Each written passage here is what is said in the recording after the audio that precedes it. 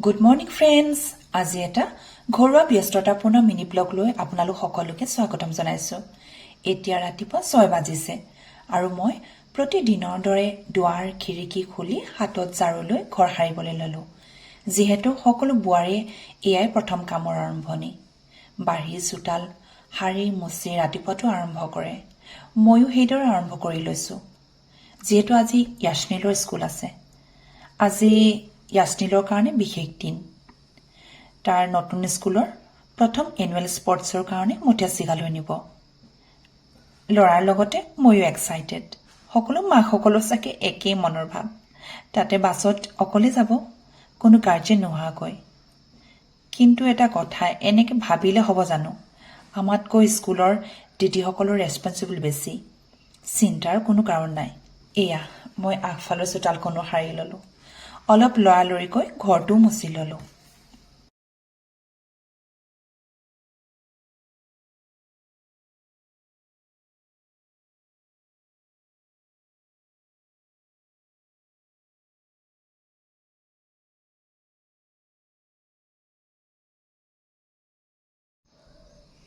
গা পা ধুই গোসাঁই ঘৰত মুচি কাচি চাকি গছ জ্বলাই সেৱা ল'লোঁ, যাতে দিনটো ভালদৰে পাৰ হয়।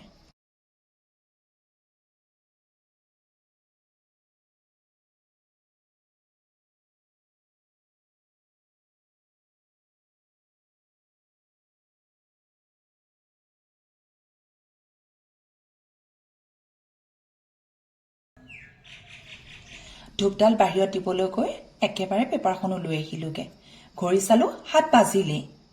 পাকঘৰৰ কাম আৰম্ভ কৰি প্ৰথমে গৰম পানী, চাহ, তাৰপিছত ভাত, দাইল, ল'ৰাৰ টিফিন ৰেডি কৰিলোঁ।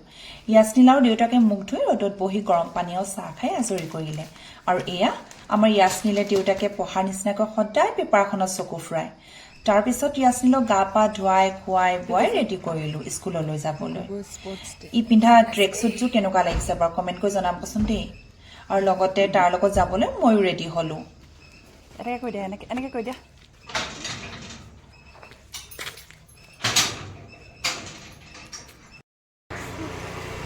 এয়া আমি তিনিওটা স্কুললৈ যাবলৈ ওলালোঁ।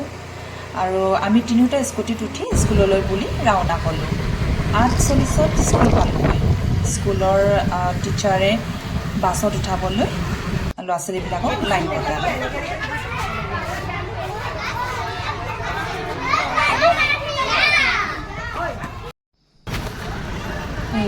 সেয়া আমাৰ য়াসনীল বাছত উঠি বহি আছে।